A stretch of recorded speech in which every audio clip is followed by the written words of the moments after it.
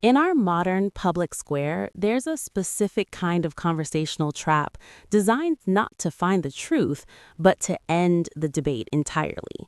It usually begins with a label, one so heavy and so socially radioactive that the person receiving it is expected to either stammer an apology or erupt in a defensive rage.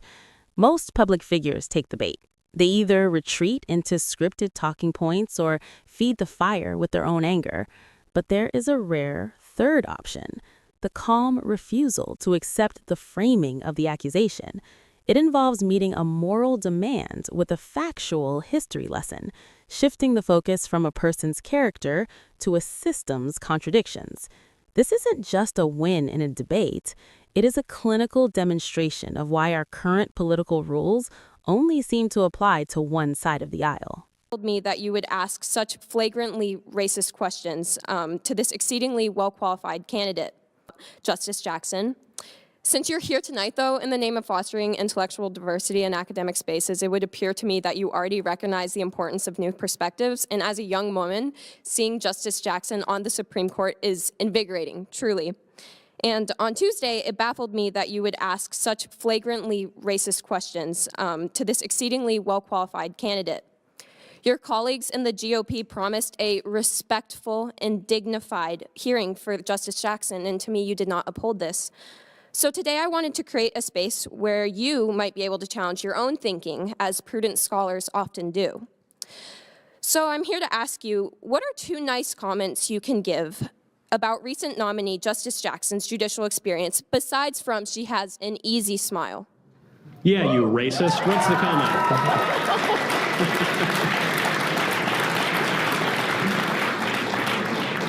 Well, let me start by thanking you for being here.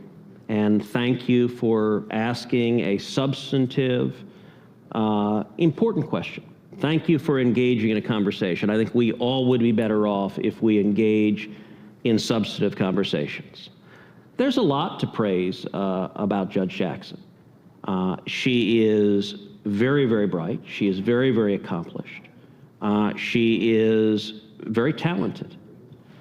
She has an impressive and inspiring personal story. I will say, sitting listening to her opening remarks, where she described her personal story, she described her parents' journey, you had to be dead not to be inspired by that journey.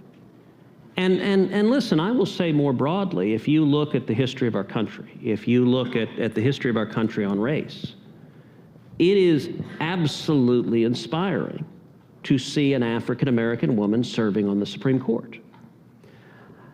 I will also point out that when it comes to issues of race, I think both the press and the modern left are hypocritical on this question. That they only define someone as black, or they only define someone as Hispanic, if they agree with them ideologically. So, Clarence Thomas has been on the court for decades. Clarence Thomas is a black man. The left hates him.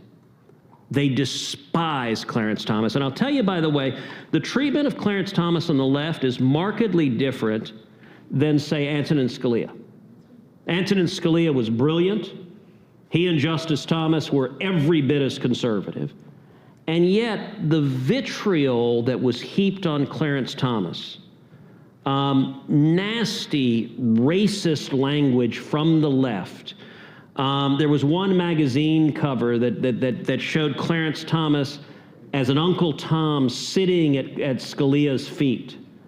I think was racist and disgusting. And listen, I will say this as an Hispanic man. As an Hispanic man, Jorge Ramos went on television in Spanish and described me as a traitor to my race for daring.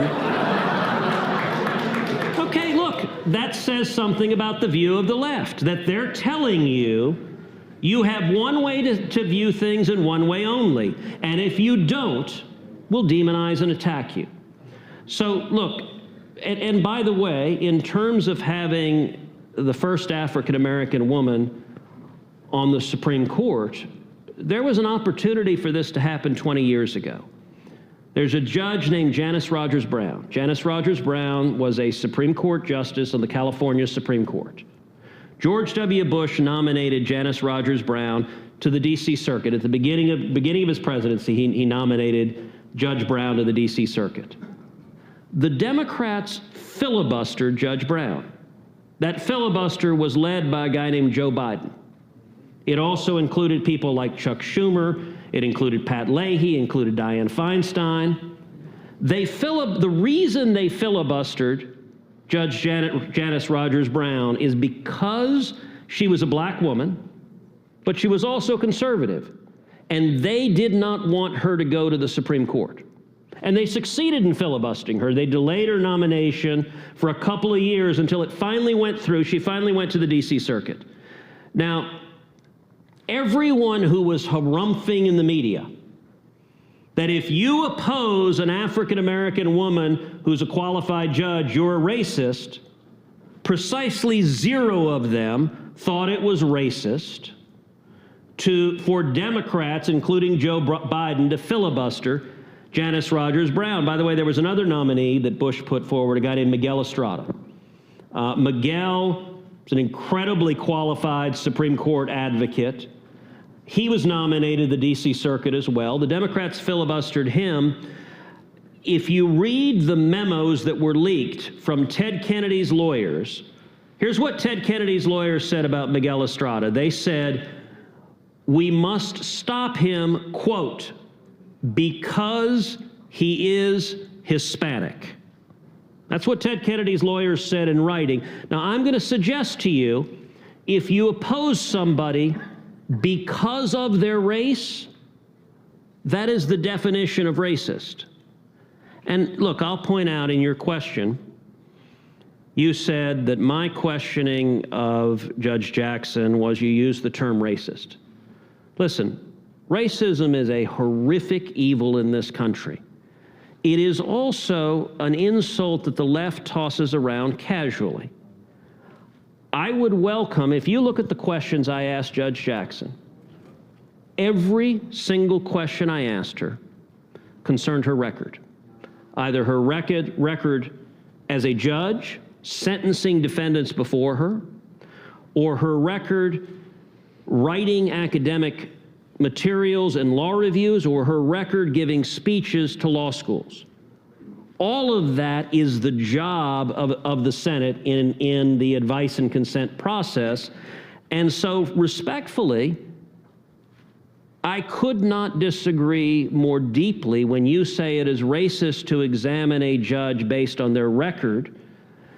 If the Democrats wanted to oppose Janice Rogers Brown because they oppose conservatives, you know, do you think the Democrats were all sexist when they voted party line against Amy Coney Barrett? I'm willing to bet you don't, because she's not a liberal woman. So you can't have it both ways, which is that when a Democratic nominee has a certain characteristic, anyone who opposes them is racist or sexist or what have you. But when a Republican nominee has those characteristics, it's open season and you can go after them full force, and the left is righteous in doing so. The standard should be the same, and I'm going to suggest what the standard should be, is we should examine people based on their actual record and whether and to what extent. The real takeaway here isn't about the individual players. It's about the death of the difficult question. If we move into a world where a person's record is shielded by their identity, we effectively grant lifetime power to people who can never be truly vetted. When identity becomes a suit of armor against accountability, the public interest is the first thing to be sacrificed. We have to decide if we want a system built on rigorous, uncomfortable transparency or one built on selective moral outrage. If we choose the latter, we aren't just losing a debate, we are losing the ability to govern ourselves by anything other than the latest approved narrative. Please like and subscribe for more news update.